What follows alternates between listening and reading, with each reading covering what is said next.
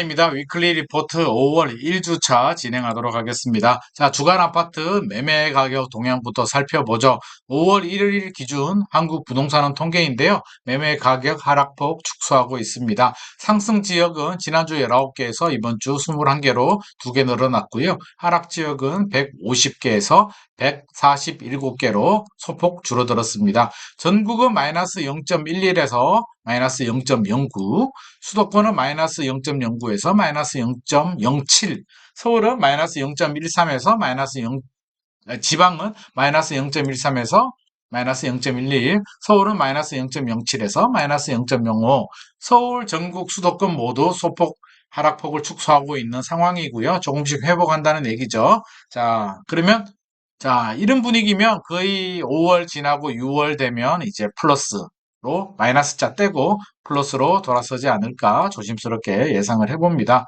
자, 이번에는 전세 한번 보죠. 전세. 자, 전세도 하락폭 축소하고 있습니다. 매매와 마찬가지로 전국은 마이너스 0.18에서 마이너스 0.13, 수도권은 마이너스 0.19에서 마이너스 0.13, 서울은 마이너스 0.13에서 마이너스 0.11, 역시 마찬가지로 전국, 서울, 수도권 모두 하락폭을 축소하고 있는 상황입니다. 자, 아파트 매매 가격 지수 변동률 한번 보도록 하죠. 자, 지난주 강남 3구가 모두 상승으로 돌아섰다라고 제가 말씀드렸는데요. 자, 이번 주 보니까 송파구가 지난주 0.04%에서 마이너스 0.01, 하락으로 다시 전환이 됐네요.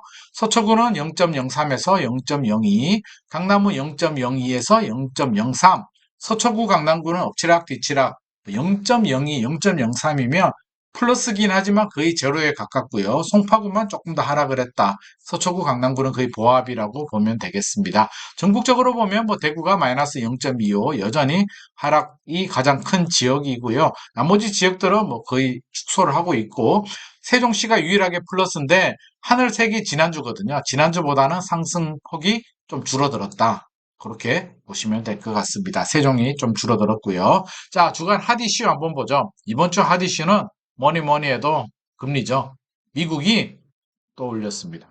제발 좀 안 올렸으면 좋겠는데 또 올렸어요. 0.25%포인트 올렸는데 제 생각에는 이제 이번에 0.25 올리고 당분간은 이제 보합으로 갈 것 같습니다. 동결로 갈 것 같은데 그래도 한미간 기준금리 격차가 1.75%포인트 가장 많이 벌어졌습니다. 자, 미국은 5.25가 됐고요. 한국은행은 두 번 동결을 해서 3.5입니다. 자, 이 격차가 1.75나 벌어졌는데 이게 보통 1%, 많게는 1.5% 이상 벌어지게 되면 이제 환율과 자금 유출에 문제가 발생한다라고 해서 굉장히 위험하거든요.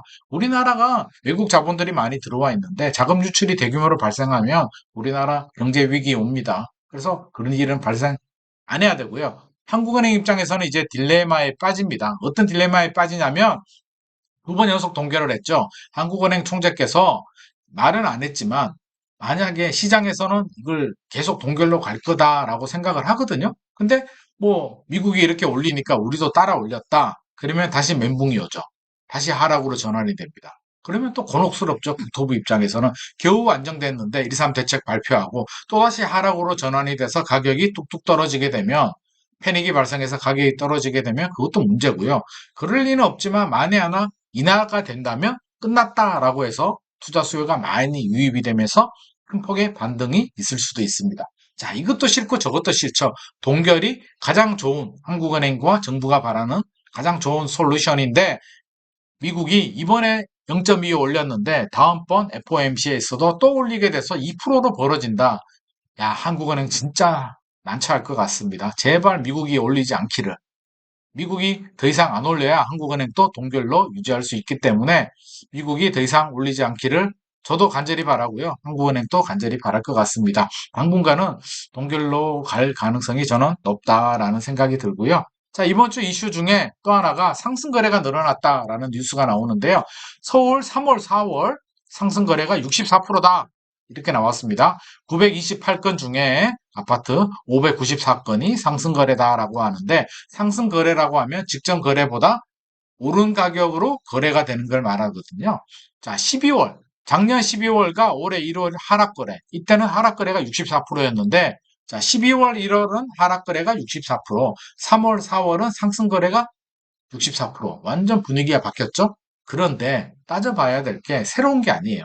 왜? 작년 집값이 어떻게 됐나요? 10월, 11월, 12월, 1월 큰 폭으로 계속 내려갔잖아요. 자, 두 달 전하고 비교를 했단 말이에요. 이 통계가. 그러면 자, 3월, 4월의 두 달 전 언젠가요? 1월, 2월이잖아요. 분위기 안 좋다가 1.3 대책 발표되고 급매물 소화되면서 소폭 반등을 했잖아요. 그러니까 상승 거래가 나오는 거고요. 하락 거래. 자, 12월과 1월의 두 달 전 언젠가요? 10월, 11월이잖아요. 그때 집값이 이렇게 떨어지고 있었는데 두 달 전하고 비교해 보면 당연히 하락 거래가 많죠. 그러니까 이거는 우리가 다 알고 있는 자연스러운 현상이지 호들갑 떨 필요는 없다라는 게 제 생각입니다. 좀 차분하게 지켜봐야 되고요. 4월부터 3월보다는 4월이 더 거래량이 줄어들고 상승폭도 줄어들고 주춤하는 분위기입니다. 현장 분위기를 보면 급등하는 분위기는 아니라는 거죠. 그러니까 너무 당황하지 말고 차분하게 지켜볼 필요가 있습니다. 자, 노원구 아파트가 반등했다. 이 뉴스도 한번 분석해 볼게요. 1년 4개월 만에 반등했다라는 뉴스가 나오는데요. 당연히 반등하지. 왜? 자, 전용 7구 아파트인데요. 1월이 6억 8천인데 4월이 7억 6천이다. 그러면 얼마예요? 거의 뭐 8천만 원, 1억 가까이 늘어났다라고 뉴스가 나오는데 2021년 분위기 좋을 때 8억 9억 갔단 말이에요. 8억 9억 가다가 6억 8천까지 떨어졌다가 7억 6천으로 조금 반등을 했는데 이걸 가지고 뭐 8천이 올랐다, 1억이 올랐다 이렇게 호들갑 떨면 곤란하죠. 많이 떨어졌으니까 조금 반등을 한 거고요. 자, 많이 떨어졌죠?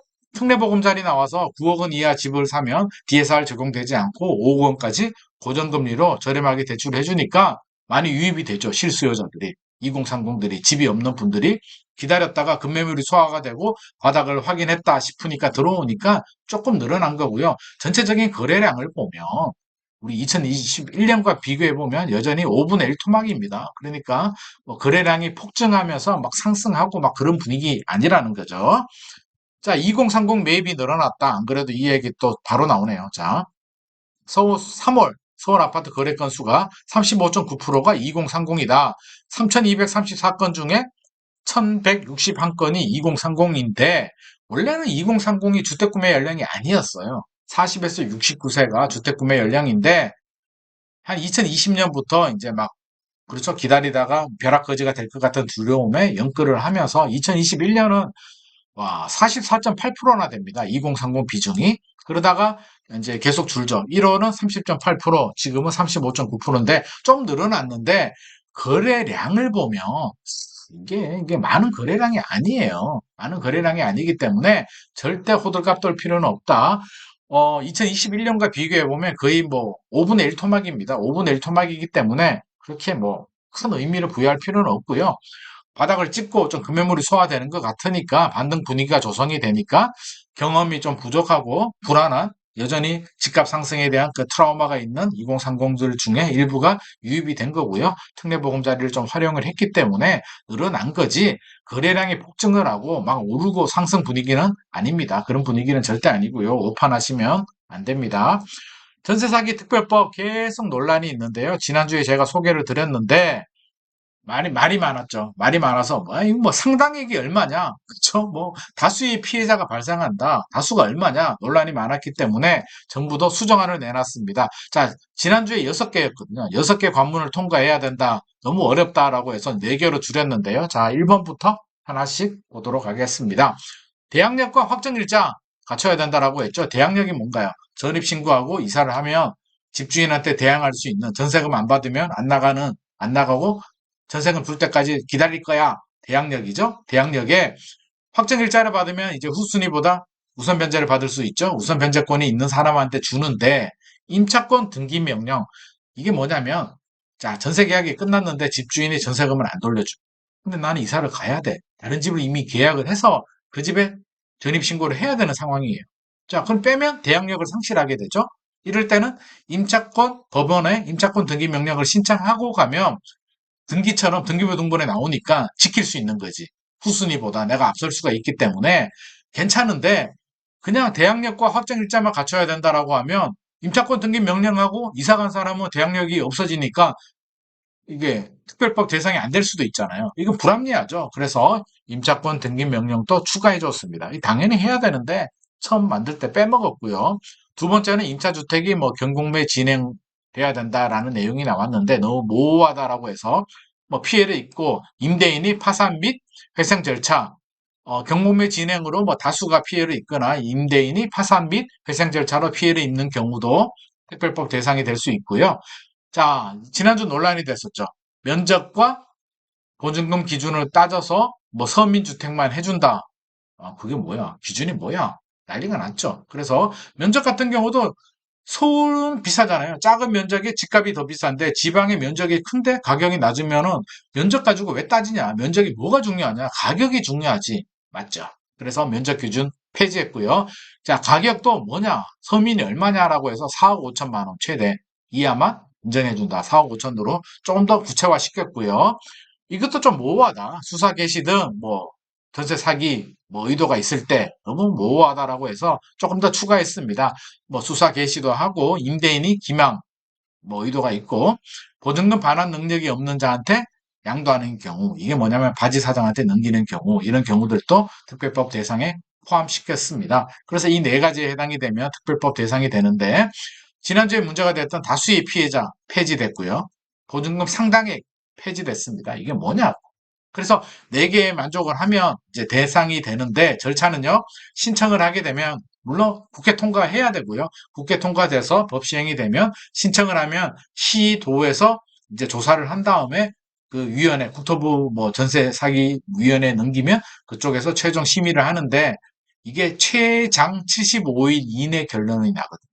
하루하루가 피가 마르는데 75일 좀 너무 긴 것 같습니다. 최대한 빨리 전세 사기 피해 대상을 픽스해서 지원받을 수 있도록 최대한 빨리 좀 하는 노력이 필요할 것 같습니다. 자, 오늘 이렇게 주간 핫 이슈까지 알아봤네요. 자, LH다 얘기해 볼까요? LH 우선 매수권 가이드라인 이게 무슨 말이냐면 우선 매수권, 세입자가 우선 매수권을 해서 이제 내 집 마련 뭐 어쩔 수 없이 이제 내 집이 되는 경우들도 있고 그게 싫은 분들은 LH가 우선 매수해서 공공 임대 주인이 되고 이제 피해받은 세입자가 이제 임차인이 되는데 이게 부작용이 있을 수는 있죠. 어떤 세력이 들어와서 높게 최고가로 낙찰 금액을 적어버리는 거죠. 그러면 LH가 우선 매수하는데 우리 국민 세금으로 들어가는데 높은 가격으로 매입하게 되면 결국 또 세금 낭비가 될 수도 있기 때문에 고가 낙찰을 방지하기 위해서 가이드라인을 적용하겠다. 예를 들어서 감정 가격의 70% 정도 넘어가게 되면 우선 매수 안 하겠다. 안 하고 다른 공공임대 아파트를 제공해 주겠다라는 게 LH와 국토부가 지금 협의하고 있는 내용인데 기준이 뭐 70%가 될지 몇 프로가 될지는 최종 확정되는 내용을 지켜봐야 될 것 같습니다. 자, 오늘 여기까지고요. 오늘의 내용이 도움이 되셨다면 좋아요와 구독 부탁드립니다.